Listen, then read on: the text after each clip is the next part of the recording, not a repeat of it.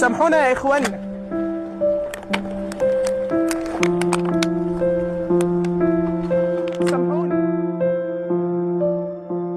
കുപ്പികളിലും പൊങ്ങിക്കിടക്കുന്ന പാത്രങ്ങളിലും ഭദ്രമായി അടച്ച് ഇവർ കടലിലെറിയുന്നത് ഭക്ഷണവും വെള്ളവും മാത്രമല്ല, യാതന അനുഭവിക്കുന്ന സഹജീവികളോടുള്ള സ്നേഹമാണ്, കാരുണ്യമാണ്, കടമയും കരുതലുമാണ്. ആഹാരമില്ലാതെ വലയുന്ന ഗസക്കാർക്ക് ലഭിക്കാനായി ഭക്ഷണം കടലിലെറിയുകയാണ് ഈജിപ്തുകാർ. അവ ഗസയിൽ എത്തുമോ എന്ന് ഉറപ്പില്ല. എങ്കിലും തിരമാലകൾ അവയെ തീരത്തെത്തിക്കുമെന്ന പ്രതീക്ഷയിൽ പ്രാർത്ഥനയോടെ ഏറെ തുടരുകയാണ് ആയിരങ്ങൾ. പട്ടിണി മരണ മുനമ്പായി മാറിയ ഗസയിലെ വിശന്ന് കരഞ്ഞു തളർന്ന കുഞ്ഞുങ്ങളുടെ ദയനീയ ദൃശ്യങ്ങളാണ് ഈജിപ്തുകാരെ ഈ ദൗത്യം ഏറ്റെടുക്കാൻ പ്രേരിപ്പിച്ചത്. ഗസയിൽ ഭക്ഷണം ലഭിക്കാതെ ഇതുവരെ എരിഞ്ഞടങ്ങിയത് 123 ജീവനുകൾ.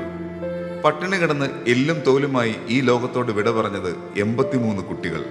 ഈ ദുരവസ്ഥയിൽ മനംനൊന്ത് ഈജിപ്ഷ്യൻ മനുഷ്യാവകാശ പ്രവർത്തക സാറ അൽ അക്കാരിയുടെ മനസ്സിലുദിച്ച ആശയമാണ് ഇപ്പോൾ ഈജിപ്തുകാർ ഹൃദയത്തിൽ ഏറ്റെടുത്തിരിക്കുന്നത്. അരിയും പരിപ്പും പയറുമൊക്കെ ശേഖരിച്ച് വൃത്തിയുള്ള പ്ലാസ്റ്റിക് കുപ്പികളിൽ അവ നിറച്ച് ലക്ഷ്യസ്ഥാനത്ത് തെറ്റാതെ എത്താൻ ദൈവത്തോട് പ്രാർത്ഥിച്ച് കടലിലൊഴുക്കി സാറ. ഓരോ കുപ്പിയിലും ഒരു ചെറിയ കടലാസ് വെച്ചു.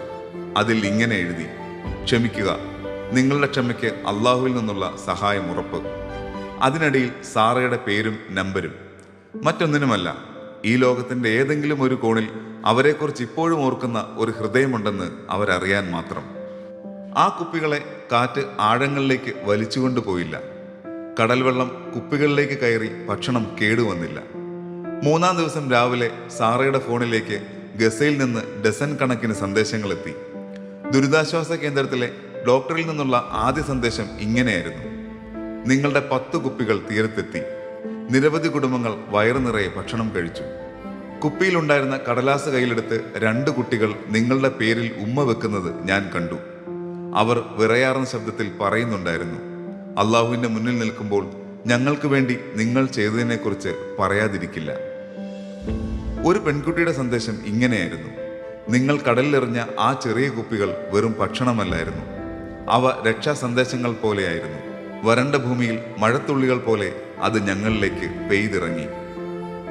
അതെ, അവർ ഭക്ഷണം മാത്രമല്ല കാത്തിരുന്നത്.